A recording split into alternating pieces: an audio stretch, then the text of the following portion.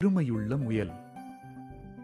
ஒரு அடர்ந்த காட்டில் ஒரு கருப்பு காட்டுப்பூனை வாழ்ந்து வந்தது. அதற்கு பக்கத்து வீட்டில் ஒரு பெருமையுள்ள முயல் இருந்தது. அது மற்றவர்களை கேலி செய்து தனக்கு பிடித்த நண்பர்கள் மான், குதிரையுடன் மட்டும் விளையாடி வந்தது.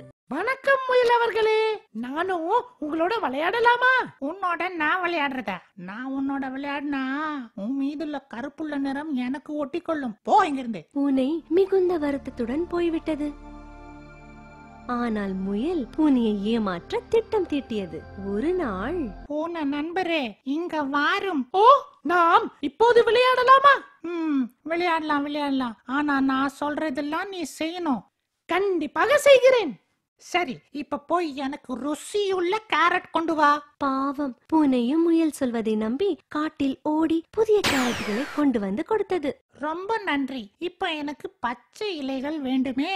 இவ்வாறாக முயல் பூனையிடம் ஒன்று ஒன்றாக கேட்டுக்கொண்டே இருந்தது. கடைசியில், இன்றைக்கு இவ்வளவுதான் பூனை நண்பரே. அப்போ விளையாடலாமா? விளையாட்டா? எனக்கு உணவு தேட சோம்பலா இருந்தது.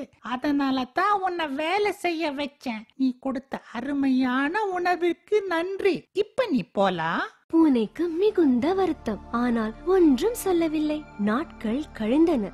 ஒரு நாள் மாலை பொழுதில் முயல் காட்டில் நடந்து கொண்டிருந்தது.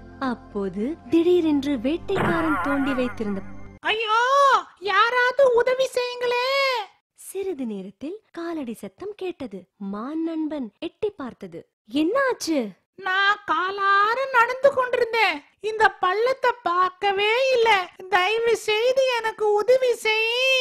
எத்தனை தடவை நீ என்னையும் என் குழந்தையும் கிண்டல் செஞ்சிருப்ப. நான் ஏன் உனக்கு உதவி செய்யணும் என்று சொல்லிக்கொண்டே மான் சென்று விட்டது. சிறிது நேரம் கழித்து மீண்டும் காலடி சப்தம் கேட்டது. குதிரை எட்டி பார்த்தது. அடக்கடவுளே, குதிரை அண்ணா, குதிரை அண்ணா, என்னை காப்பாத்துங்களே. இப்பொழுதெல்லாம் என் பார்வை சரியாக இல்லை. என்னால உதவி செய்ய முடியாது, மன்னிச்சுக்கோ. முயல் அழ ஆரம்பித்தது. திடீரென காலடி சப்தம் கேட்டது.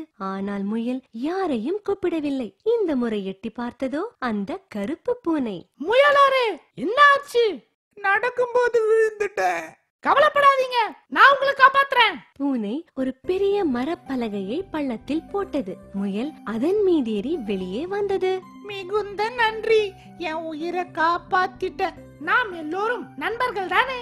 முயலுக்கு ஒரு நல்ல நண்பன் கிடைத்ததில் சந்தோஷம். அன்றிலிருந்து இருவரும் ஒன்றாக விளையாட ஆரம்பித்தனர்.